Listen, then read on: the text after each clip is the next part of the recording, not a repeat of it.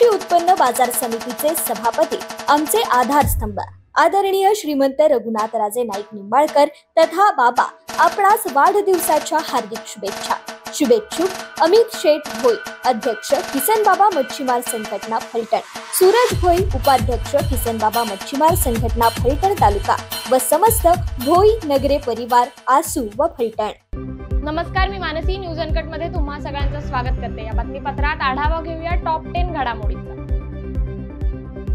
राष्ट्रीय स्वयंसेवक संघाने पडद्यामागे राहू नये, प्रवचन न झाडता या देशाच्या जनतेला दिशा द्यावी। आरएसएसने ठरवलं तर मोदींचं सरकार 15 मिनिटात सत्तेत राहू शकणार नाही, असे शिवसेना नेते आणि खासदार संजय राऊत म्हणाले। माध्यमांशी बोलताना त्यांनी भाजपवर तसेच मोदींवर टीकाशस्त्र सोडलंय। भाजपचं सध्याचं जे मोदींचं सरकार आहे ते अहंकारी सरकार आहे, त्याला सुरुंग लावण्याचं काम जर त्यांची मातृसंस्था करत असेल तर ते राष्ट्रीय कर्तव्य पार पाडत आहेत असे मी मानतो, असं संजय राऊत यांनी म्हटलंय। जालना लोकसभा मतदारसंघातील काँग्रेस पक्षाचे नवनिर्वाचित खासदार डॉक्टर कल्याण काळे यांचा आज जालन्यात सत्कार समारंभ आयोजित करण्यात आलाय। जुना जालना भागातील मुक्तेश्वर द्वारजवळ असलेल्या पाठक मंगल कार्यालयात हा सत्कार समारंभ पार पडणार आहे। या कार्यक्रमाच्या अध्यक्षस्थानी राज्याचे माजी मंत्री आमदार राजेश टोपे हे राहणार असून प्रमुख पाहुणे जालना जिल्हा प्रभारी तथा माजी आमदार नामदेव पवार, आमदार कैलास गोरंटवाल, आमदार राजेश राठोड यांच्यासह महाविकास आघाडीतील प्रमुख मान्यवरांची उपस्थिती राहणार आहे। महाराष्ट्र नवनिर्माण सेनेच्या अध्यक्षपदासाठी मुंबईतील रंगशारदा सभागृहात महत्त्वपूर्ण बैठकीचे काल आयोजन करण्यात आले होते। निवडणूक आयोगाच्या अधिकाऱ्यांसमोर ही निवडणूक प्रक्रियेत राज ठाकरेंची पुन्हा मनसेच्या अध्यक्षपदी वर्णी लागली, त्यामुळे आता राज ठाकरे हे पुढील 4 वर्षांसाठी मनसेच्या अध्यक्षपदी राहणार आहेत। विधान परिषदेच्या मुंबई पदवीधर मतदारसंघातून उमेदवार मागे घेतल्यानंतर आता शिंदे सेनेने मुंबई शिक्षक मतदारसंघात शिवाजी शेंडगे यांना पुरस्कृत उमेदवार म्हणून घोषित केले। शिंदे सेनेचे सचिव संजय मोरे यांनी गुरुवारी पत्रकार परिषदेत मुंबई शिक्षक मतदारसंघातील पुरस्कृत उमेदवाराविषयी माहिती दिली। विधान परिषद निवडणुकीत पसंती क्रमानुसार मतदान होते, त्यामुळे शिंदे सेनेने उमेदवार देणे ही रणनीती आहे की भाजपच्या उमेदवाराला आवाहन, असे तर्कवितर्क लढवले जातात। जेजुरीमधील 1992 सालापासून शहराच्या मध्यवर्ती भागामध्ये असलेला डॉक्टर बाबासाहेब आंबेडकरांचा पुतळा प्रशासनाने पोलीस बंदोबस्तामध्ये हटवल्यामुळे आज रिपब्लिकन पार्टी ऑफ इंडिया यांच्या वतीने जेजुरीमध्ये रास्ता रोको आंदोलन करण्यात आले।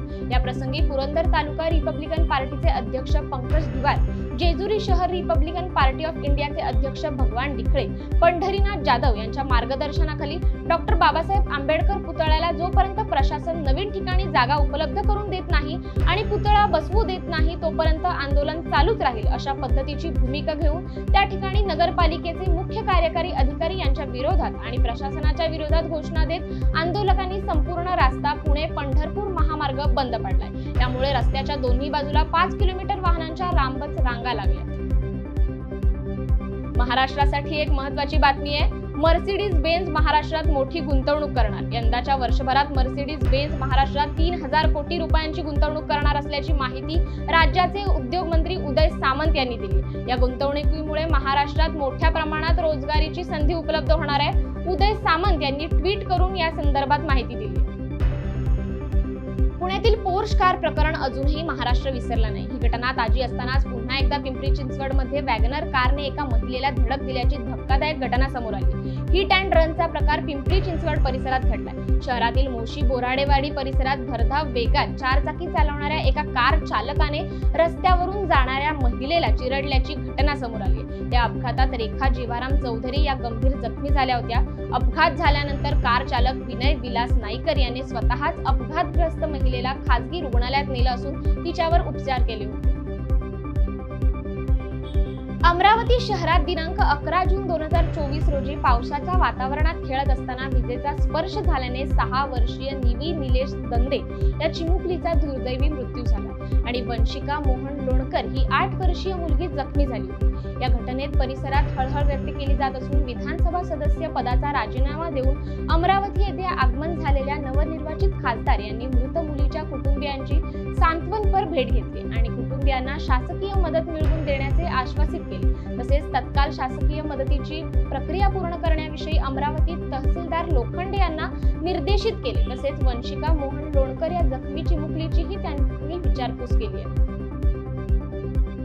शाकिब उल हसनच्या नाबाद 64 धावांच्या खेळीच्या जोरावर बांगलादेश क्रिकेट संघाने T20 विश्वकरंडकातील ड गटातील लढतीतील नेदरलँड संघावर 25 धावांनी मात करीत अव्वल 8 संघाच्या फेरीत पोहोचण्याचे आव्हान कायम राखले। मात्र या गटामध्ये दक्षिण आफ्रिकन संघ 6 गुणांसह पहिल्या स्थानावर असून आता बांगलादेशचा संघ 4 गुणांसह दुसऱ्या स्थानावर आहे आणि बांगलादेशच्या या विजयासह श्रीलंकन संघाचे आव्हान संपुष्टात आले।